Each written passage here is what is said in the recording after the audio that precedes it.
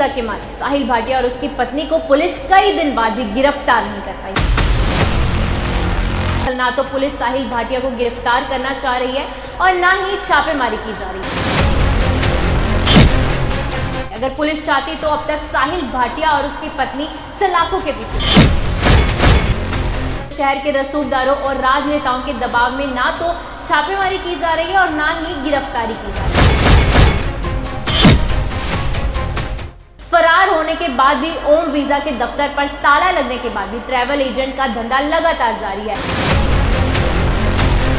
अपने दफ्तर के कर्मचारी की मौत के आरोपी ओम वीजा के मालिक साहिल भाटिया और उसकी पत्नी को पुलिस कई दिन बाद भी गिरफ्तार नहीं कर पाई है। दरअसल ना तो पुलिस साहिल भाटिया को गिरफ्तार करना चाह रही है और ना ही छापेमारी की जा रही है। अगर पुलिस चाहती तो अब तक साहिल भाटिया और उसकी पत्नी सलाखों के पीछे होते, मगर शहर के रसूखदारों और राजनेताओं के दबाव में ना तो छापेमारी की जा रही है और ना ही गिरफ्तारी की जा रही है। यहाँ तक कि साहिल भाटिया और उसकी पत्नी के फरार होने के बाद भी ओम वीजा के दफ्तर पर ताला लगने के बाद भी ट्रैवल एजेंट का धंधा लगातार जारी है। कुछ दूरी पर दूसरे दफ्तर से सारा धंधा चलाया जा रहा है और रोजाना की कलेक्शन को एक रियल एस्टेट कारोबारी तक पहुंचाया जा रहा है। एक सप्ताह की कलेक्शन ही लाखों रुपए बताई जाती है, यानी कानून की नाक के नीचे सब धंधा चल रहा है, मगर चौकी प्रभारी की एक ही रट है कि आरोपी फरार है और छापेमारी जारी है। दरअसल ये रियल एस्टेट कारोबारी साहिल भाटिया का सारा धंधा संभाल रहा है और अपनी ऊंची पहुंच के कारण वह साहिल भाटिया और उसकी पत्नी की गिरफ्तारी भी नहीं होने दे रहा। केस को कमजोर करने का प्रयास जारी है ताकि उन्हें आसानी से जमानत मिल सके। आपको बता दें कि ओम वीजा के कर्मचारी गौरव वर्मा ने कुछ दिन पहले चौथी मंजिल से कूदकर जान दे दी थी।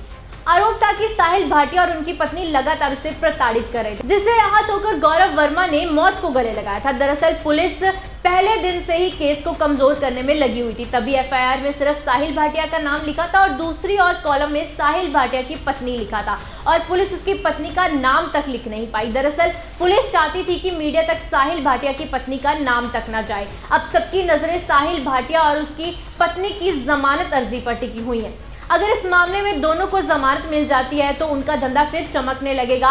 अगर जमानत याचिका खारिज हो जाती है तो ओम वीजा के साहिल भाटिया और उसकी पत्नी की मुश्किलें बढ़ सकती हैं। अगले अंक में साहिल भाटिया को बचाने वाले रसूखदार रियल एस्टेट कारोबारी का पूरा खुलासा आपके सामने करेंगे कि वह कैसे ये काले कारोबार से रियल एस्टेट कारोबारी बना है। आगे के अपडेट्स जानने के लिए जुड़े रहे वंदे भारत 24 के साथ।